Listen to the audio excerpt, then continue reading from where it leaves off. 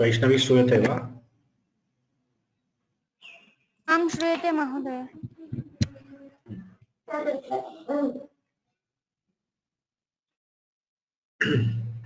येनाक्षरसमाम्नायमधिगम्य महेश्वरात् कृत्स्नं व्याकरणं प्रोक्तं तस्मै पाणिनये नमः।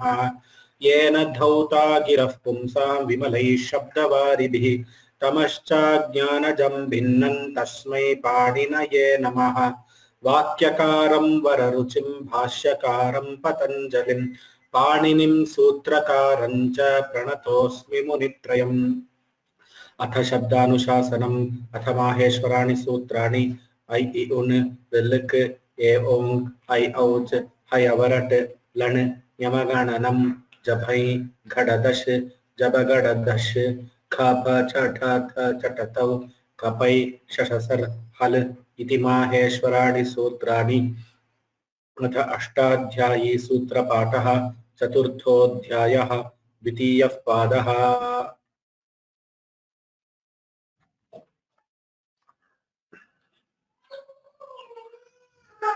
धन्वयोपधाद्वि धन्वयोपधाद्वि प्रस्थपुरवहान्ताच्च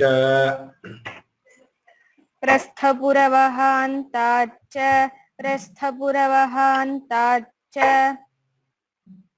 रोपधेतोः प्राचाम् रोपधेतोः प्राचाम् जनपद जनपदतदवध्योश्च जनपदतदवध्योश्च अवृद्धादपि बहुवचनविषयात्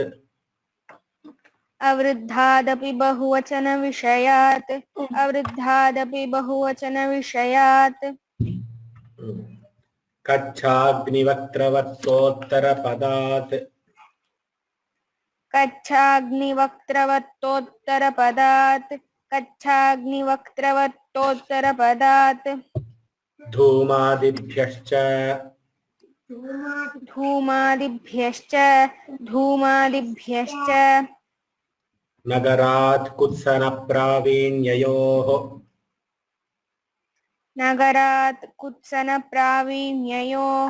नगरात् कुत्सनप्रावीण्ययोः अरण्यान् मनुष्ये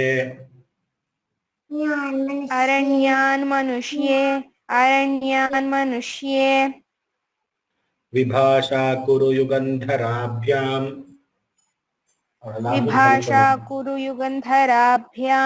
विभाषा कुरु युगन्धराभ्याम् मद्रवृज्योः कन्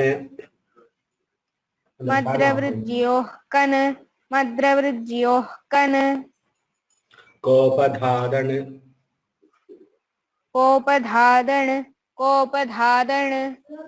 कच्छादिभ्यश्च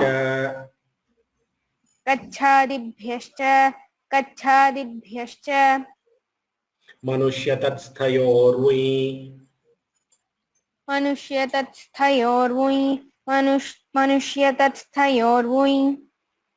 अपदातौ साल्वात्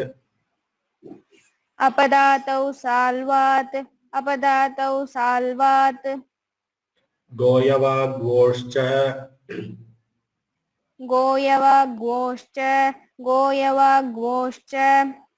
गर्तोत्तरपदाच्छः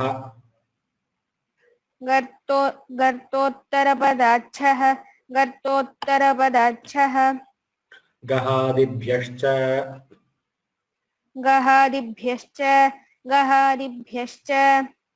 प्राचाङ्कटादेः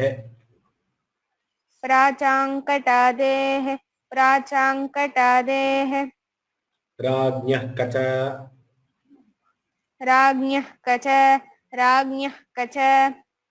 वृद्धादकेकान्तकोपधात्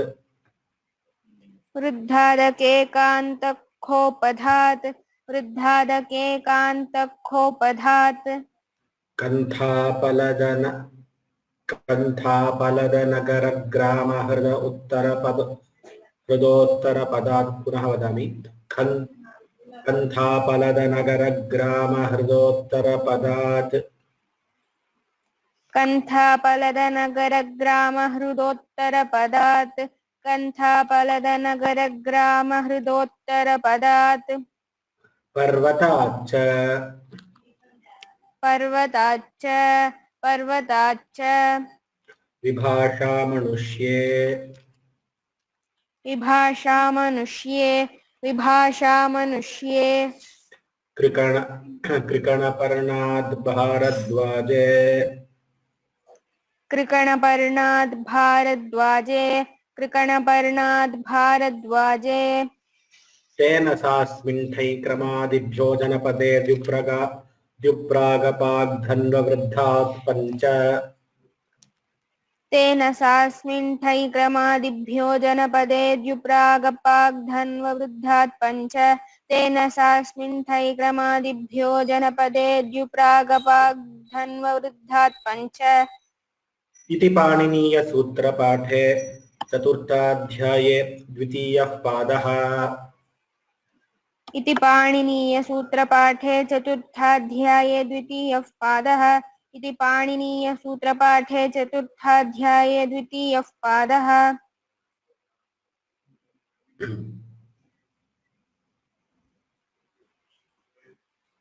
इदानीं के वदन्ति कृपया हस्तं प्रसारयन्तु। शङ्करनारायण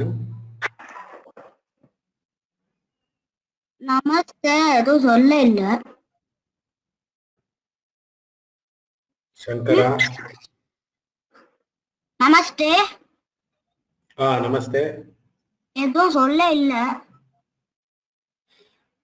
पुनः यद् उक्तं पूर्वं यद् उक्तं तदेव वदतु।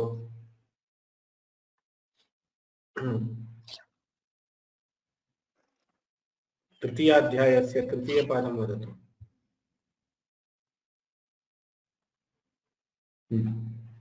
उणादयो बहुलं भूतेऽपि दृश्यन्ते भविष्यति गम्यादय यावत्तुराणि पातयोर्यत् विभाषाकमाकर्ष्योः किं वृत्तेन युज्यमानसिद्धौ च लोणर्थलक्षणे च लिञ्चार्थमौहोर्तिके तुमुण्बुलौ क्रियायां क्रियार्थायां भाववचनाश्च अन्तर्मणि च दृक्ष्यर्थे च दृढः सद्वा अनद्यतनशोखै सृष्टिरे भावे अतर्करिचकारके संज्ञायां परिमाणाख्यायां सर्वेभ्यः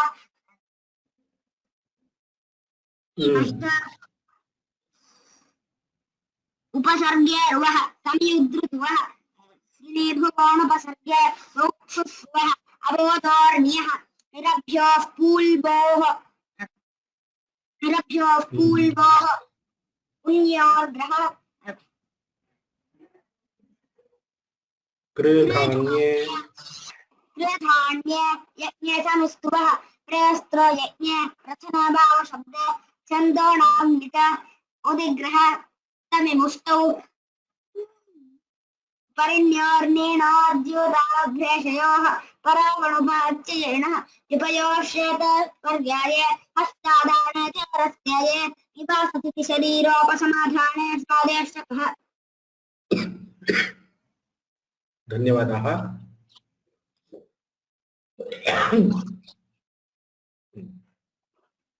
पंचदम सर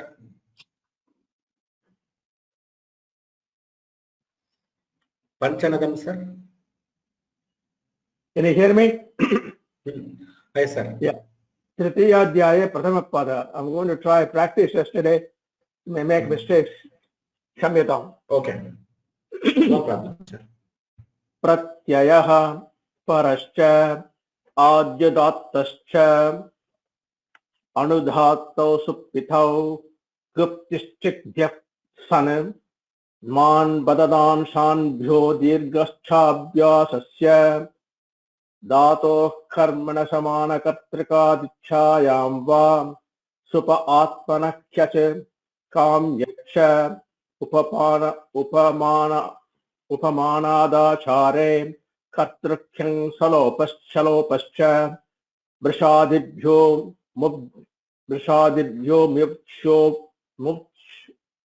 Bhuvi. Okay. Bhuvadibhyo bhuvikshopuloposcha halaha. भुव्यच्वे वृषादिभ्यो भुव्यच्वेर्लोपश्च हलः Brishadibhyo bhuvjatshverlopascha halaha. These three samyukta aksharas is like to say. Lohitadidajvyakhyasha kashtaya kramane karmano romantato romanta karmano romanta pobhyam varticharoho तपोभ्यां कर्मणो रोमन्थ तपोभ्यां कर्मणो रोमन्त तथोभ्यां वर्तिचरोः बाष्पोष्मभ्यासमुद्धमने शब्दवैर कलह शब्दवैर बाष्पोष्मभ्याम् उद्धमने उद्धमने बाष्पोष्मभ्याम् उद्धमने शब्दवैर कलहाब्रकण्ठ शब्दवैरकलहाब्रकण्ठ मेघेभ्यः खरणे सुखादिभ्यः कर्तृवेदनायाम् पृच्छाभाण्डचेवराणिङ् पृच्छभाण्डचेवरात्निङ् मुण्डमिश्रश्लवण मुण्ड this is the tough one. मुण्डमिश्रश्लवण लवण व्रत वस्त्र कालहल कृतस्तुस्थे झनिष. Very good. I stop here. You know, Nilesh says this just like that. So I'm taking his class. So yeah, it requires a lot of effort. I don't put in that much effort. I should. Anyway, dhanyavadas. I'm working on it. Don't think I'm giving up. So because it's one of my goals to learn them properly. No, sir. We are very happy that you are. I will do more tomorrow. So definitely, sir. Thank you. Thank you.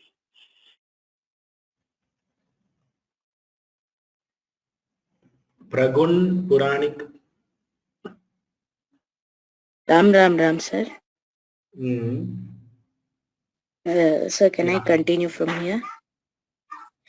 मुण्डमिश्रश्लक्ष्ललवणव्रतवस्त्रहलकलकृततोस्तेभ्यो णिच धातो रेकाचो हलादेः क्रियासमभिहारे यङ् नित्यं कौटिल्ये कतौ लुपसदचरजपदवदहतशग्रेभ्यो भावगर्हायां सत्यापपाशरूपवीणातूलश्लोकसेनालोमत्वच वर्मवर्णचूर्णचुरादिभ्यो णिच हेतुमति च कण्वादिभ्यो यक् गुबोधोपविच्छिपणिपणिभ्यायः ऋतेरीयङ् कमेर्णिङ् आयादयार्थधातुके वा तनाद्यन्ताधातवः यतासील्लृटोः सिब्बहुलं लेटि कास्प्रत्ययादाममन्त्रे लिटि निजादेश्च गुरुमतोन्नृच्छः दयायासश्च विदविदजागृभ्योऽन्यतरस्याम्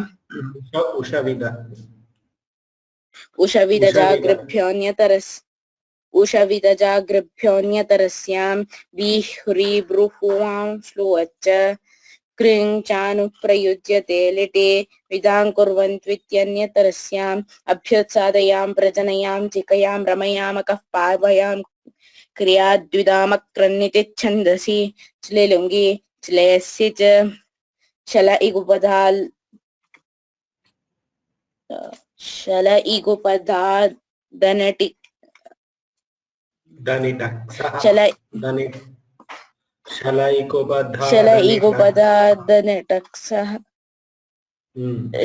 इगुपदादनिटः सह श्लिष आलिङ्गने नदृशः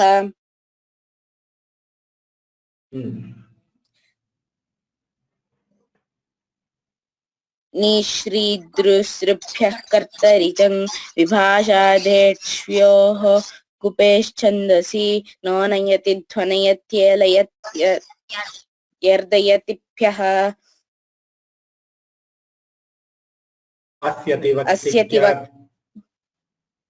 अस्यति वक्तिख्यातिभ्यो लिपिसिचिह्वश्च आत्मनेपदेष्वन्यतरस्याम्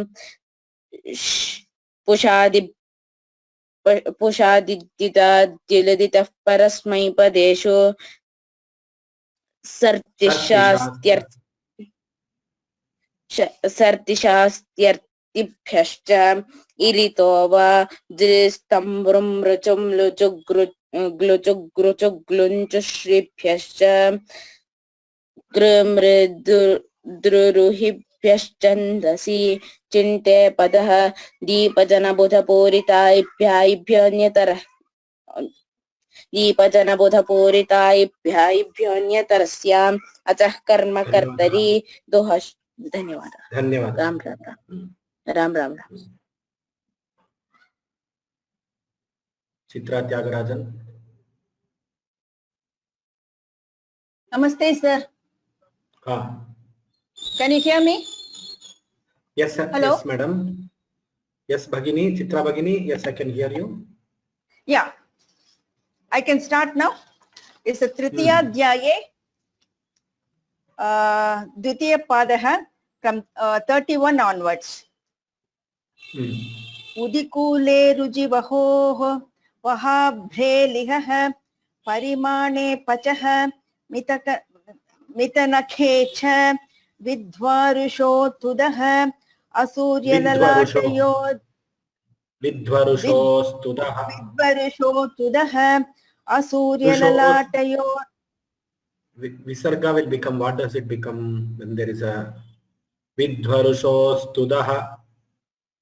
Vidvarushotudaha asuryalalatayo. Ekrimisham Bhagini, vidvarushoho.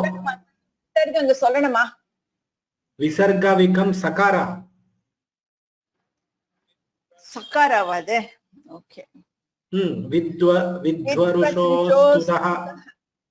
Vidvarushostudaha asuryalalatayo drishitapoho ugram pasheram madapanindhamascha priyavashevadah kach dvishatparayostapehe vachiyamo vrathe purvasarvayodhari sahoho Pusarvayordari sahoho. Pusarvayordari sahoho sarvakula seshu kashaha meghardhibhayeshu kriyaha kshema priyamadrencha ashite bhuvakarana bhavayoho sajñāyam vrithri vrijidhari sahita pitamaha gamascha antadhyantadhvādhūrapāra sarvānandeshudaha āsishihanaha apekleshatamasoho kumarasishayor ninihi lakshane jaya patyoshtak lakshane jaya patyoshtak amanushyakartrike cha shakto hastikapatayoho pani ghadadaghau shilpini adhyasupagastula palita nagnandha priyeshu swatyeshwaswa kriyakarane kyun. Correct, sir? It's a long one. I really found it difficult practicing it. Kattari bhuva kishnus kukagnaum spusho nudake quinem ridvik. Sir, I'll stop here. I think this practice. I'll stop here. Okay. Dhanyawad. Thank you.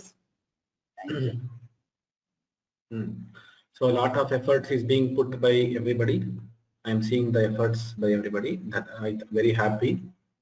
So we will continue the chanting tomorrow. Dhanyawadaha. Sarvebhyaha ram ram ram. Yenakshara samamnaya matigamya maheshwarat kritsam vyakaranam proktam tasmai paninaye namaha.